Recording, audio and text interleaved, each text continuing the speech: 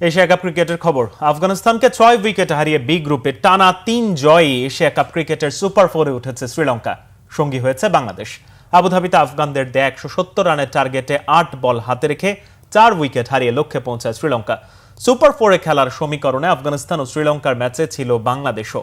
Group বি-তে আগের ম্যাচে আফগানিস্তানের বিপক্ষে জিতেও নেট রান রেটের হিসেবে সুপার 4-এর আশা ফিকে হয়ে যায় লিটন দাসদের। লঙ্কানরা জেতায় ভাগ্য খোলে বাংলাদেশের। আগের 2 ম্যাচ জিতেও এই ম্যাচ হারলে অঙ্কের হিসেবে সুপার 4-এ না যাওয়ার ঝুঁকি ছিল শ্রীলঙ্কারও।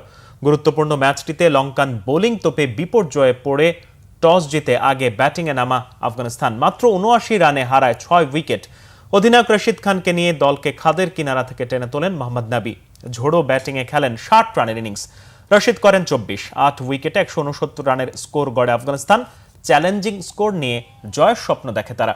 আফগান বোলাররা চাপে ফেলার চেষ্টা করে লঙ্কান ব্যাটারদের। 119 রানে 4 উইকেট হারায় শ্রীলঙ্কা। কুশাল পেরেরা 28 রান করেন। তবে ওপেনিংয়ে নেমে দারুণ খেলতে থাকা কুশাল মেন্ডিসের ব্যাটে থাকে রানের ফোয়ারা। কুশালের সাথে কামিন্দু মেন্ডিসের জুটিতে 171 রান করে 19 ওভারেই জয় তুলে নেয় শ্রীলঙ্কা। কুশাল 76 ও কামিন্দু 26 রানে নট আউট থাকেন।